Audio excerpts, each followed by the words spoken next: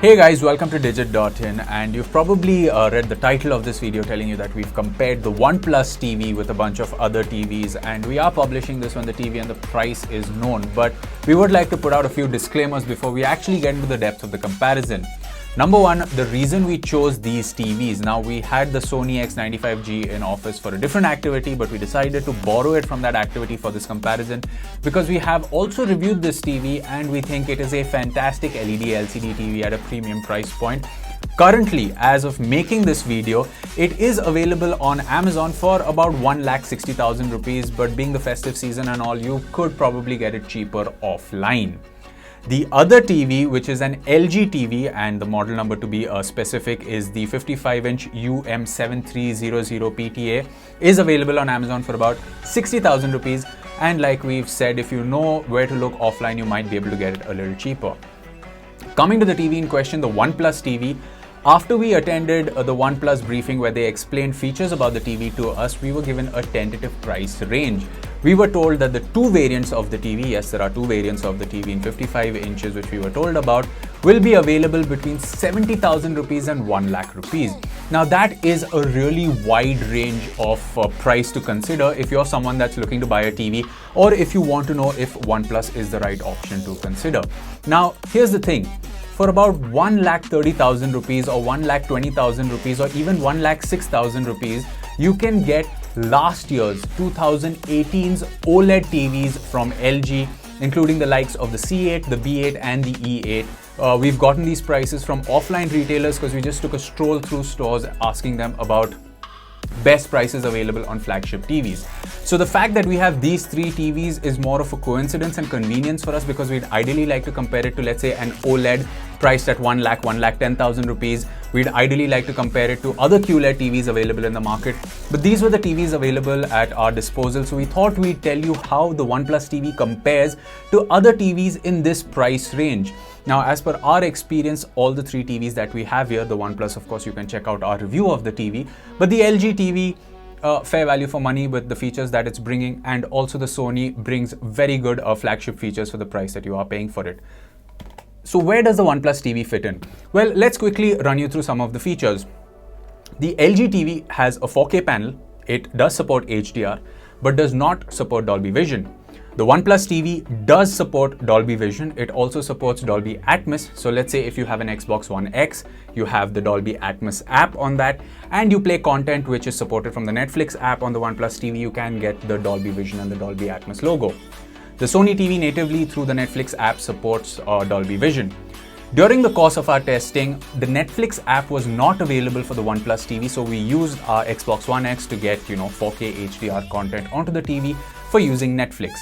Now, we are going to break down this comparison into a number of sections. We are going to start with the display and the picture quality that we got for it. We are also going to talk about the sound. After that, we are going to talk about the build, the durability, and of course, connectivity and cable management at the end.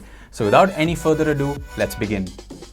Alright, so quickly let's get some information about the panels out of the way.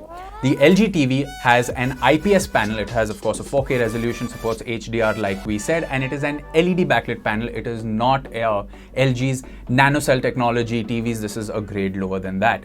The Sony, which is a flagship, it has a VA panel.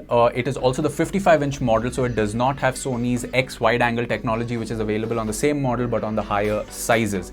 It is an LED backlit panel, like we said, and it has a VA panel up front. The OnePlus TV has a QLED backlighting, and the panel on top is a VA panel. So with VA panels, you are going to get pretty good blacks, pretty good color reproductions. With the QLED panel on the OnePlus, you are going to get vivid and vibrant colors. But with the IPS panel on the LG TV, you are going to get better viewing angles. So to test this out, we played a bunch of different content on it. So starting with Amazon Prime Videos, which is natively supported across all three. we played season 1 episode 1 of the Grand Tour to see the color reproduction of the various cars on display.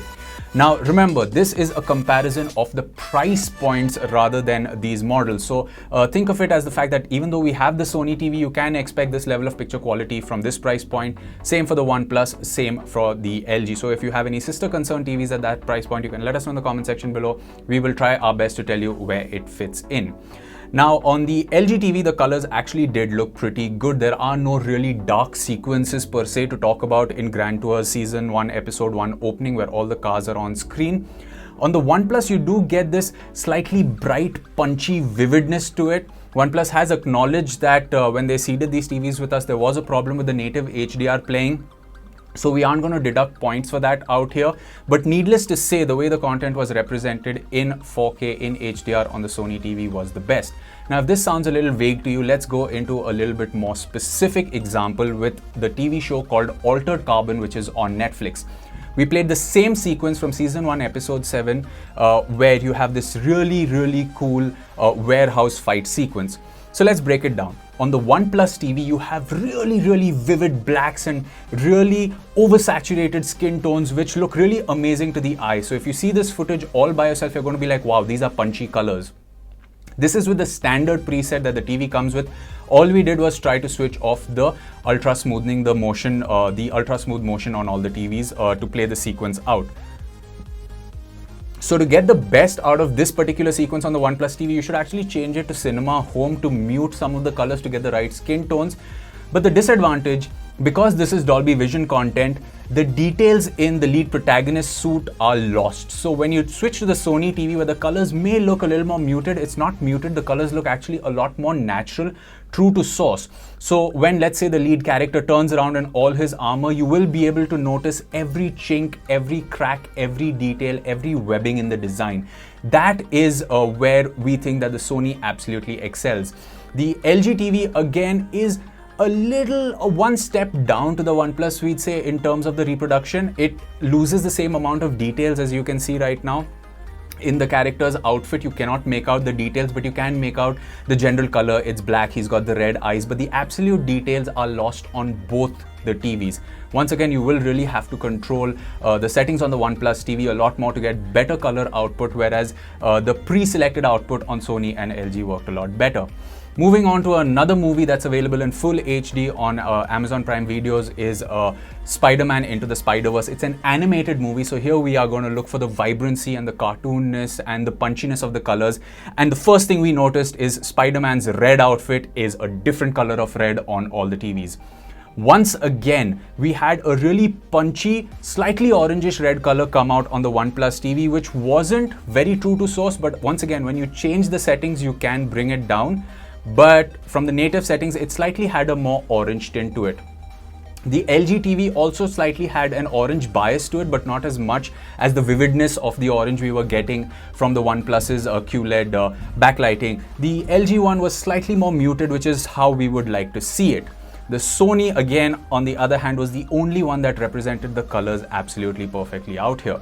Now, to judge the black levels apart from Altered Carbon, we also played a couple of sequences on YouTube to see how YouTube's 4K HDR or YouTube's HDR library of videos look on this TV. Now, for YouTube, we went back to the native app of the three TVs because they support it the best. Remember, we only use Netflix through the Xbox One X for the OnePlus TV because the app was not available.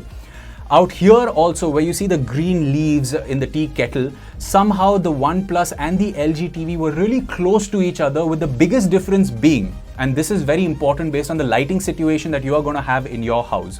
If you are going to watch the LG TV or the OnePlus TV in absolute pitch black darkness, you are going to prefer the OnePlus TV simply because the blacks actually look black, and on the LG TV, you have this kind of gray haze in the background.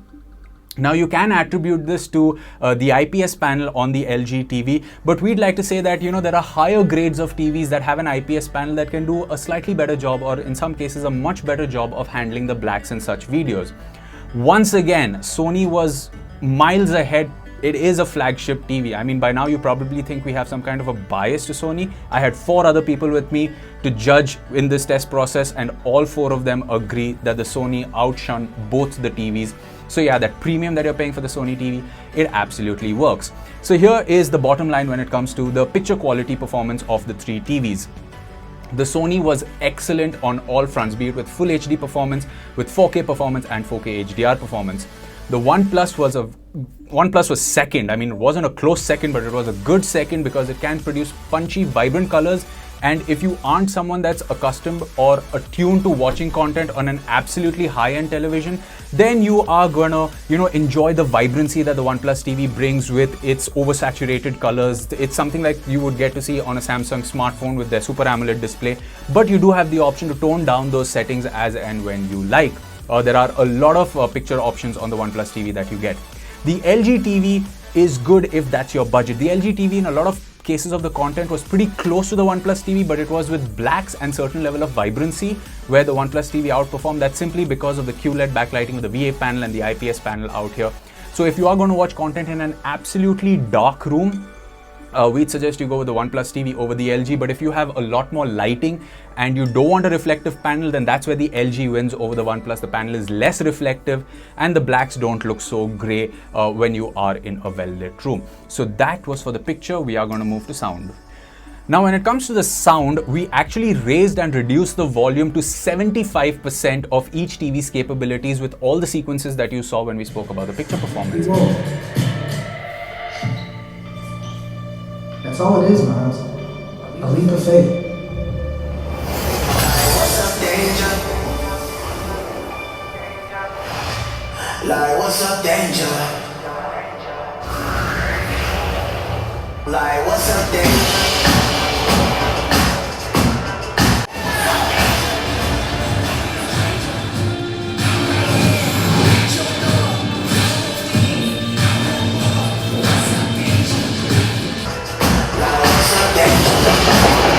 Made of myself.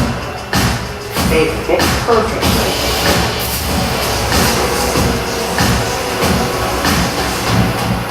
Out here, we have to say that when it comes to the louds, the bangs, the thuds in any action sequence, especially this breathtaking music sequence in Spider-Man Into the Spider-Verse, it was the best on the OnePlus. I mean, the Sony TV has cleaner audio, so if you are going to watch things like news or if you are going to watch, let's say, shows that have a lot of vocals in them, then you might prefer the Sony for the cleanliness of the audio. But for the overall bang and the punch, the OnePlus actually does deliver. Now remember, this version of the OnePlus TV that we have is the one that comes with the sliding soundbar. OnePlus has launched two versions of the OnePlus TV in India, one with the soundbar, one without the soundbar. We haven't tested the one without the soundbar, so we really can't tell you what that audio quality is like. But amongst all the three TVs, if you want to bring the house down, the OnePlus TV wins hands down. This spark, it's amazing. Whatever you choose to do with it will be great. I've done me this one for things. You're the best of all of us, man. You're on your way. The LG one is pretty acceptable. I mean, audio is one places where we know that thin TVs have made a compromise, and once again, we'd like to remind you that the price difference between the three TVs as well. Unless, of course, by the time we've recorded this, OnePlus has done something dramatic and reduced the price, well, opinions will change. But for the price, the sound is actually pretty good. Now moving on to connectivity and cable management. Let's start with the LG TV. It has really simple cable management. There is no grooves that you can route cable through. You're going to have to probably invest in zip ties if you have mounted the TV on a wall and you want the cables to run properly. In terms of connectivity, it has two HDMI ports and one USB port on the side, which you'd probably be able to reach from the side if you wall mount the TV. But at the back, it has another USB port, another HDMI port, one AV input, Ethernet and optical output as well, and of course good old antenna. It does not have 3.5mm connectivity, which is a bummer for someone like me. I have a pair of really nice studio monitors that I connect via 3.5mm. That's an important input for me, but it's again a very personal choice.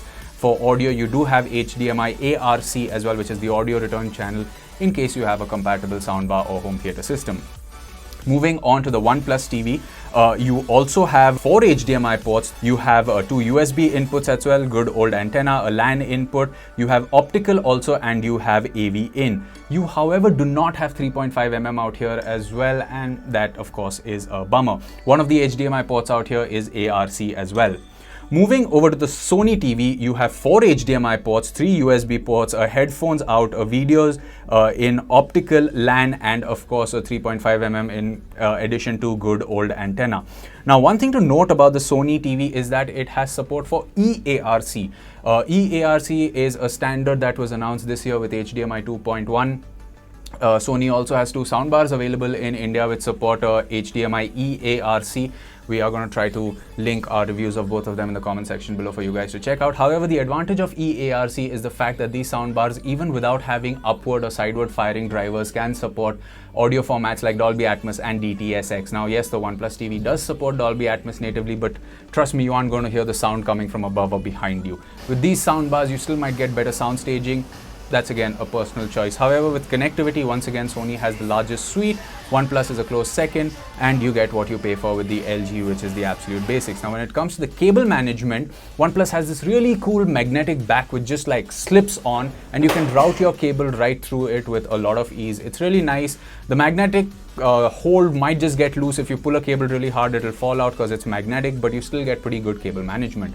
On the Sony TV, you can route the cables through one of the legs of the TV, which is also actually pretty cool. It's very clean if you are going to tabletop this TV. It's also clean enough if you are going to wall mount it, because you can get the cables all together. The LG one, again, doesn't really bring any new cable management to it, but then again, it is the cheapest lot of this TV, so you are getting the bare basics when it comes to cable management. Moving over to the remote control. Now, this is where things get really interesting. Sony in 2019 has changed the design of its good old remote control, and it is still like a good old remote control. You have the number buttons, you have the directional buttons, you have a dedicated Netflix button, you have playback controls. However, it's sleek, it's got a nice textured finish, it fits good in the hand, it's got a Google Assistant button so you can just voice search with whatever you want to watch. It's a nice remote, it's clean remote, it's got good center of gravity, you can hold it well, it's easy to navigate as long as you're not using the number pad on top, unless you have traditional television watching or you've synced your set-top box with the TV or gone through any of that jazz. The bottom 2/3 of the remote control is where maximum of the functionality lies, and it's easy to reach with one hand. It's got good controls. The LG remote, for its magic capabilities, is by far my favorite, because you could literally wave it around like a magic wand to get to settings really fast. The center of gravity on the LG remote is designed in such a way that when you hold it, you do by instinct use it like a Nintendo Wii remote control or a Magic remote control, whichever you've used in the past, you'll be able to empathize with it. It is also ergonomic enough to use the D-pad and the center wheel to navigate the settings. However, to use any other functions, the center of gravity feels too much at the back, so using it as a traditional remote control might be a little cumbersome. The least ergonomic of all the remote controls has to be the OnePlus. It is too thin to be held because the center of gravity is uniform throughout, but the maximum inputs you have is on the top third of the remote control. So the D-pad is right on top, the center button is right on top. No, it does not support swipe or touch, in case that's something you've been informed about. The volume control is on the side, which can get a little annoying for some because the remote is so thin. If it had a little more weight to it, maybe the volume rocker could be more ergonomic. You have to hold the OnePlus button to actually, switch off the TV.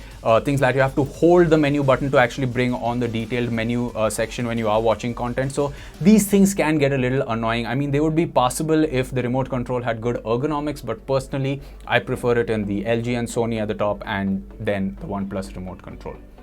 One more thing to note about the remote control, and this is actually the best on the OnePlus, is the fact that you can charge it using a USB-C cable. So at 2 in the morning, if you run out of AA batteries, you really don't need to go and hunt for them or remove them from your AC remote control, because with the OnePlus, you can just simply plug in a USB-C cable and charge it and use it at the same time. But for the others, they run on batteries. Now, coming to the build and design of these TVs, all three of them bring something nice. The LG has a slightly thick oval-shaped back, which for its price is something that we expect. It's not something we're bothered with. It has 2 feet at the bottom, which hold it in place. If you tap on the TV, it is going to wobble a little bit, but that's considering its size and the stand, it's completely normal. It's nothing that should be worrisome. Similarly, on the Sony, it has really long legs, and even when you tap it, it does feel a little wobbly, but again, nothing that's cause for concern. And because the feet are so big and wide, you can actually place it comfortably on a good big entertainment center. You can't invert the feet of the Sony TV, which means that you will need such a big table if you plan to put this on a table, because the feet are really, really wide. OnePlus has done the most unique thing by putting the stand like a spine, like you would have a very fancy looking table lamp. It's just this little hinge at the back which holds the TV with 4 screws, and the base stand, which is oval in shape, is held by one big screw. And that is where we feel it's a little bit of a problem. I mean, in none of our tests of tapping the TV a lot to make it wobble, did it ever fall off. But trust me, if you have a maid at home that's really going to go and wipe that telly, it is a possibility she might drop it, or at least that's what we fear, because it really shook a lot. So that is a point of concern for us. However, if you are someone that's going to wall mount this TV, then none of these should actually matter to you. Now coming to the heart, or rather the software of the TVs. Now the OnePlus TV and the Sony TV are running on Android, with OnePlus doing a lot more customization than what we have seen on the Sony TV, and LG bringing with it by far one of the most coolest UIs we've seen, which is WebOS. It's really funky. It's got these little nice cards at the bottom. You can use the magic wand remote to actually check on whichever source you want. It also has an app store which has most of the popular apps, so LG's WebOS is not something to be worried about. The settings are easy to navigate. It's by far one of the most fluid OSs we have used on a TV. So double thumbs up to that. Sony up till Android 7 had a really bad time with Android TV OS, but with Android 8 and of course probably the hardware that's being put into the new Sony TVs, it's actually really good. It has a few really cool kinks in it, which is when you press the settings button to change things like your picture settings, be it on standard, Dolby Vision, Vivid, Movie, whatever it is, or even the sound settings or any other settings that you want, they pop up as this really cool bar at the bottom. So that's something we really appreciate. Android has evolved a lot when it comes to Android TV. That is also something that we like, and on the Sony TV it's fast, it's fluid, we have really no complaints. Historically Sony has also given software updates quite regularly, security patches as well for the TVs. So Android TV OS works absolutely really well and smooth on the Sony TV, giving you good customization when it comes to changing settings while watching content. If you are watching HDR content, you want to change some settings, you can do that. If you're watching standard definition content, you want to change some settings, you can do that. The auto detection is also really well. Both LG and Sony in this case are at par, each bringing some unique features which will cater to a different kind of audience. Both the TVs can also be controlled with their smartphone apps. However, we will focus a little more on the OnePlus TV because it's new, it's unique, and it's got some really cool features. So to kick things off, it's running on Android, and let's get the worst out of the way. Netflix is going to come as an update, which is fine. But if, like in our case, this is a very specific case and we encountered this problem, so maybe it can be fixed via an update. To get the Xbox One X to output in full 4K, in full HDR, in full Dolby Vision, we had to not only change the settings on the Xbox, but we also had to go into the enhanced HDMI output of the OnePlus TV, change that settings, restart the Xbox a couple of times until both the settings of the TV and the Xbox were married together in the right way, and we got all the right checkboxes to tell us that the output from the console was in 4K and HDR. We connected it to the ARC port, which is usually the highest bandwidth port on any television, to be sure that we were using the right port on the TV. So getting the Xbox One X to work in full tandem with the TV, OnePlus TV, was a bit cumbersome, but that's not the worst of it. When you open an app like Netflix using the Xbox on any of the other TVs, it can recognize whether you are playing HDR content or SDR content and change the picture settings accordingly.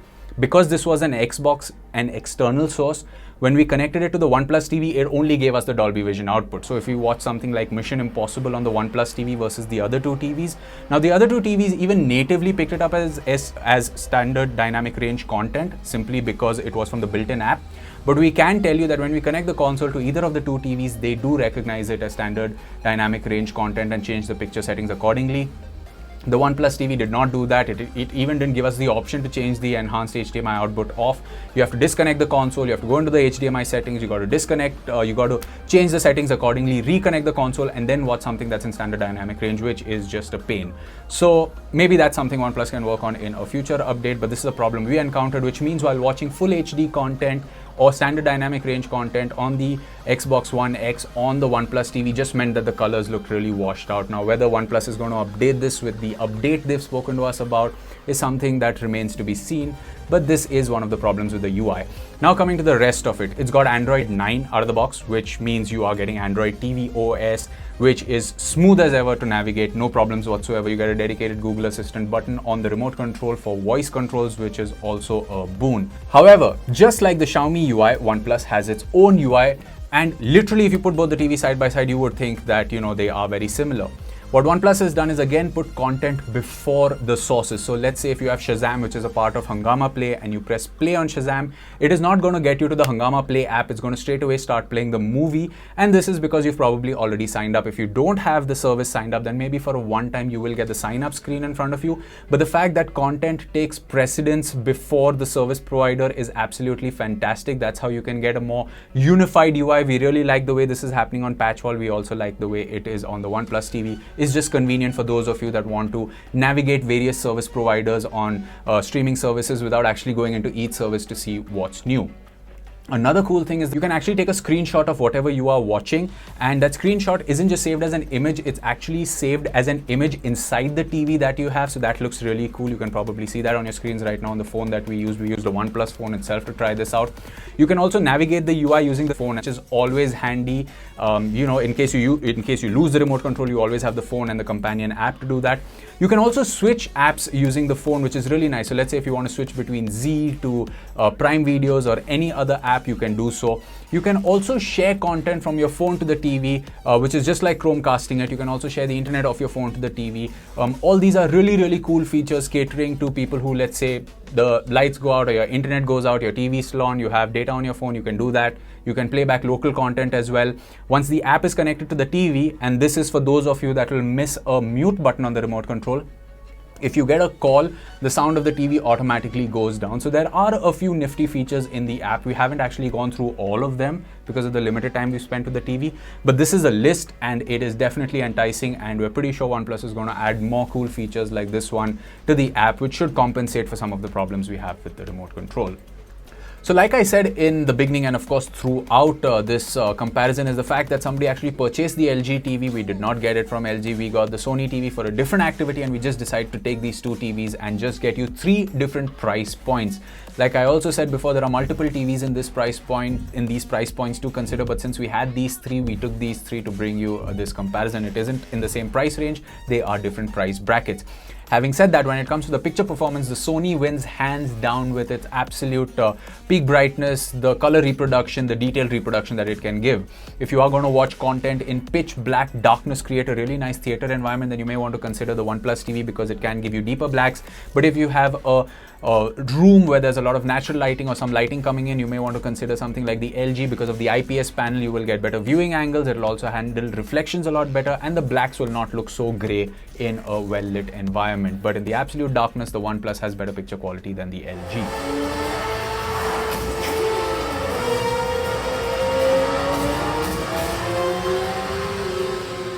When it comes to sound, the OnePlus wins hands down because of the big bang and thump that it actually gives you. The Sony has slightly cleaner audio in a manner of speaking, but it can't reach the volumes and the depths, especially if you have music, action, dialogue happening. The OnePlus TV with the soundbar, the one that we have, wins out here. We can't comment on the one without the soundbar. So that is for the picture and sound quality. Like we've said before, we have OLED TVs from the likes of LG available very close to the 1 lakh rupee price point that one can consider if you are in a budget of 1 lakh rupees. Now remember, as of recording this, OnePlus had told us that the price range for the TV is between 70,000 rupees and 1 lakh rupees. So it's really difficult for us to judge which TV would be best for you at this price point. However, you can always let us know in the comment section below your questions, your comparisons, what you think, which TV would you like to consider, or which TV you would like us to let you know about competes with the OnePlus TV. If OnePlus really drops the price of the TV to about 50 to 60,000 rupees, then yes, it is better value for money competing with TVs at that price range. But between the 70,000 rupee to 1 lakh rupee price range, you have a variety of options to choose from based on your needs. Thank you so much guys for watching this video, and for more from the world of technology, you can subscribe to our channel. For the latest technology updates, subscribe to Digit.in and don't forget to hit the bell icon.